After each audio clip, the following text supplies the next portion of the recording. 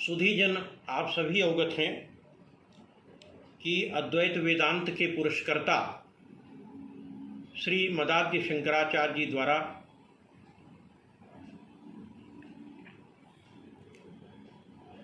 जहाँ एक ओर अद्वैत सिद्धांत की प्रतिष्ठा की गई, जहाँ एक ओर उन्होंने महर्षि बादरायण के सूत्रों पर भाष्य किया, वहीं दूसरी ओर आदि गुरु शंकराचार्य जी ने अनेक स्तोत्रों की रचना की, जो जगत कल्याण के दृष्टि से अत्यंत ही महत्वपूर्ण है। उन्हीं स्तोत्रों में से एक अत्यंत ही रागात्मक, भावात्मक, रसात्मक स्तोत्र है, जिसे हम आप सौंदर्य लहरी के नाम से जानते हैं। आज उसी सौंदर्य लहरी की 32वीं उर्मी को मैं आपके समक्ष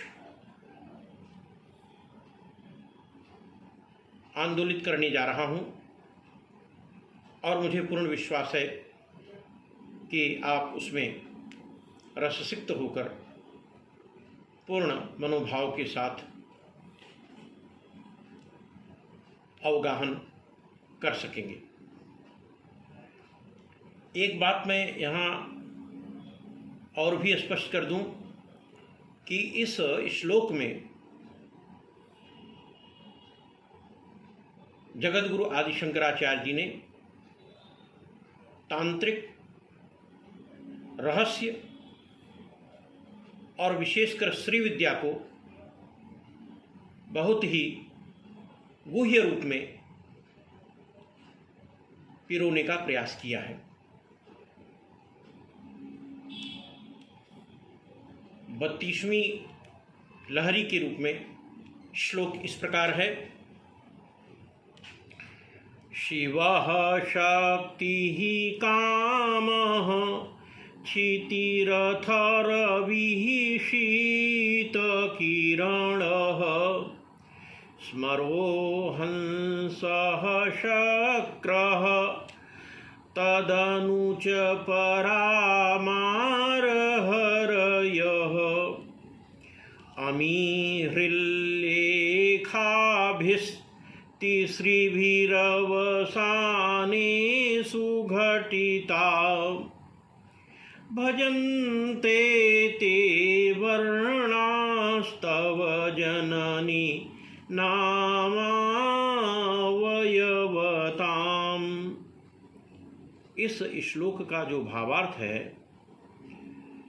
वह वस्तुतः यह है कि हे जननी राजराजेश्वरी महात्रिपुर सुंदरी, शिव अर्थात ह, शक्ति अर्थात स, काम अर्थात क, क्षिति अर्थात ल,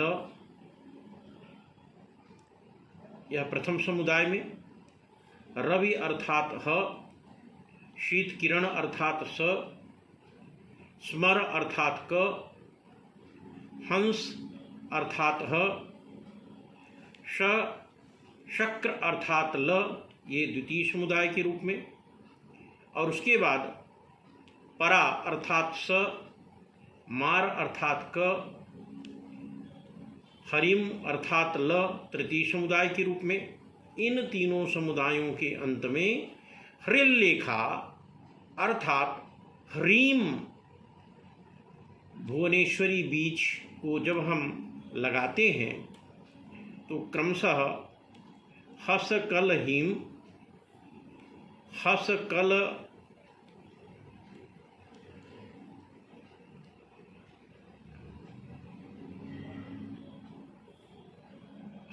ह्रीम, सकल ह्रीम के रूप में प्रकट ये वर्ण आपके नाम की अवयवता को धारण करते हैं।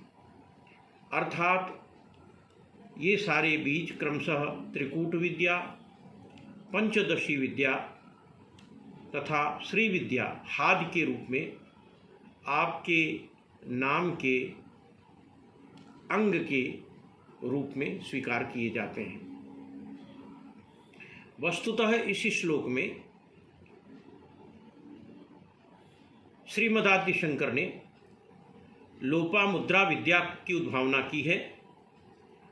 अगस्त्य ऋषि द्वारा उपासिता यह विद्या लोपामुद्रा तथा त्रिपुर सुंदरी नामक विद्या के रूप में प्रकटित है। सुधीजन, इस श्लोक में श्री मदाद्य शंकर ने सर्वोच्च पंचदशाक्षरी मंत्र के 15 अक्षरों को बहुत ही गुप्त रूप से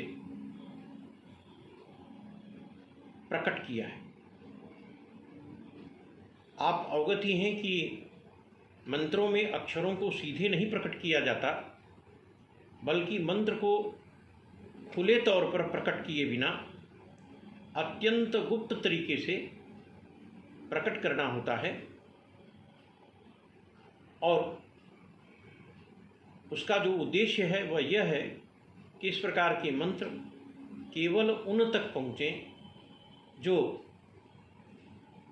पुरुषार्थ चतुष्टय की सिद्धि के प्रति संकल्पबद्ध है।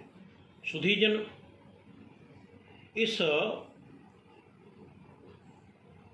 32वें श्लोक में आदिगुरु शंकर ने क का शिव से, ई का शक्ति से, ई का मन्मथ कामदेव से, ल का पृथ्वी तत्व से, ह को सूर्य से, स सा का चंद्रमा से, क का मन्मथ कामदेव से, ह हंस सेह, ल इंद्र से, स सा ब्रह्मा से, क का मन्मथ कामदेव से, ल विष्णु से, प्रत्येक कूट के अंत में 3 ह्रीम, 1 से 5 तक प्रथम कूट है और 6 से 11 तक दूसरा कूट है तथा 12 से 15 तक तीसरा कूट समूह इसमें बनता है। इस श्लोक का जो तांत्रिक भाव है वह यह है कि हे मां अनंत श्री विभूषिता दिव्य स्वरूपा, भगवती श्री राजराजेश्वरी महात्रिपुर सुंदरी, मां क ई ल सा का हा ला सा का ला। इसमें जो बीज मंत्र लिए गए वह हैं क ए ई ल ह स क ह ल स क ल, और प्रत्येक समूह के अंत में 3 ह्रीम। ह्रीम से जुड़े ये अक्षर वस्तुतः माँ भगवती राजराजेश्वरी के नाम के अंग हैं, नाम के ही भाग हैं। अर्थात यह जो मंत्र है यह आपसे पृथक नहीं है। इस मंत्र में आपके पूर्ण स्वरूप को श्रीमदाद्य शंकराचार्य जी द्वारा निगमित किया गया है, उकेरा गया है। मैं एक बात और यहाँ पर आपसे निवेदन कर लूँ कि जो त्रिपुरा निषद है उसमें भी इस पंचदशाक्षरी मंत्र को अलग से व्यक्त किया गया है। कामो योनि कमला वज्रपाणिर गुहा हसा मातरिश्वाभ्रमिंद्र पुनर्गुहा सकला माया च पुरुच्चेषा विश्वमातादि विद्योम। जनों, महर्षि दुर्वासा ने अपनी उत्कृष्ट कृति श्री शक्ति महिम्ना के श्लोक 17 में भी इस मंत्र को अत्यंत ही सूक्ष्मता के साथ प्रकट किया है, लेकिन थोड़ा सा तरीका भिन्न है। पंचदशी मंत्र को प्रकट करने के लिए वस्तुतः जिन शब्दों का प्रयोग करते हैं, जिन अक्षरों का प्रयोग करते हैं, वह मैं आपके सामने पुनः रख रहा हूँ। ब्रह्मा क योन ए रमा ई सुरेश्वर ल ला हृल्लेखाभि ह्रीं ह्रीं मार्तंड ह हा इंदु स मनोज क हंस ह हा वसुधा ल ला मायाभि ह्रीं ह्रीं चंद्रमा स स अम्बुक क्षिति ल ला और शक्ति भी ह्रीं ह्रीं। इन शब्दों से इस श्लोक में मंत्र बीजों को उद्भाषित किया गया है। पंचदशी मंत्र का प्रत्येक अक्षर किसी न किसी देवी देवता का प्रतिनिधित्व करता है। वस्तुतः श्लोक में जिन देवताओं का वर्णन किया गया है वे हैं शिव, शक्ति, विष्णु, लक्ष्मी, ब्रह्मा, इंद्र, मनमथ, सूर्य, चंद्रमा और माता पृथ्वी, जो भगवान के साम्राज्य के संपूर्ण दायरे को एक आवरण में घेरते हैं। और यही कारण है कि जब साधक पंचदशी मंत्र या षोडशी का अभ्यास करता है तो उसे फिर अन्य किसी मंत्र के उच्चारण की आवश्यकता ही नहीं रह जाती। और पंचदशी मंत्र अथवा षोडशी मंत्रों का जाप करने वाले साधक यदि अन्य मंत्रों का अभ्यास करते हैं तो वे फलित भी नहीं होते, क्योंकि यह जो पंचदशाक्षरी मंत्र है अथवा षोडशी मंत्र है, यह माँ पराम्बा पराशक्ति के साथ साथ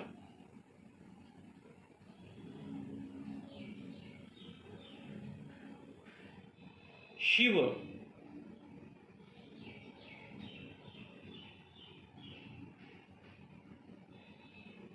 तत्व को भी पूर्णता के साथ अभिमंडित करती है। अतः यदि अन्य मंत्रों का हम प्रयोग करते हैं तो इससे पराशक्ति और शिव की अवहेलना होती है, अपमान होता है। इसलिए इस श्लोक में इंगित जो पंचदशाक्षरी बीज मंत्र है अथवा षोडशी है, उसे किसी श्रेष्ठ गुरु के मार्गदर्शन में ही करना चाहिए और श्रेष्ठ गुरु के मार्गदर्शन में ही आगे बढ़ना चाहिए। श्री विद्या उपासना में इस श्लोक का विशेष महत्व है और इस श्लोक के 1001 बार आवर्तन करने पर तथा इससे उद्भूत जो श्रीयंत्र है उसका नैवेद्यादि समर्पित करते हुए पूजन करने पर, उसे अभिमंत्रित करने पर साधक को वह शक्ति प्राप्त हो जाती है कि वह किसी व्यक्ति को अपने आशीर्वादात्मक स्वरूप से विवेकी, ज्ञानी और अपने क्षेत्र में उन्नति प्राप्त करने वाला बना सकता है। साथ ही साथ व्यापार में भी, या वह जिस क्षेत्र में है उस क्षेत्र में अपने भक्त को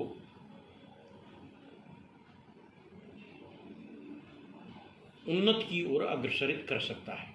धन्यवाद।